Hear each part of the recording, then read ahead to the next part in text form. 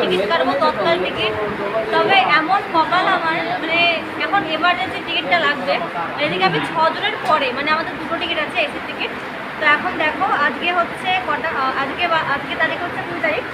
তো এখন আমরা মোটামুটি লাইনে দাঁড়িয়ে আছি 6 জনের পরে, মানে যা বুঝতে পারছি টিকিটটা হবে না। প্রথমবার এখানে ওয়েটিংয়ে থাকি, দেখা যাক কী হয়। আর সব থেকে মজা, মানে মজা আছে, মানে কি বলবো তোমাদেরকে, একটা আজকে সকালবেলা সকাল 10টার সময় একজন লাইন দিয়েছে, মানে টিকিটটা মানে কালকে টিকিট কাটবে কিন্তু লাইন দিয়েছে আজকে সকাল 10টার সময়, মানে ভাবো একবার কি অবস্থা। তো আমরা দেখলাম, তাও দেখি মানে আজকে তো টিকিট হবে না, তবে লাইনে থাকলে মোটামুটি যদি মানে পরের দিনের টিকিটটা হয়, তাই জন্য মোটামুটি এখন 2 দিন লাইনে থাকবো। এখন দেখা যাক যে আমাদের টিকিটটা কবে হয়, মানে শুধুমাত্র পরিবর্তনের জন্য এত কষ্ট সহ্য করছি। মানে এখন স্নান খাওয়া দাওয়া বলে এখন কলকাতা স্টেশনে, যদিও শুনলাম যে নাকি বিজেপি থেকে নাকি 72টা ট্রেনের ব্যবস্থা করেছে।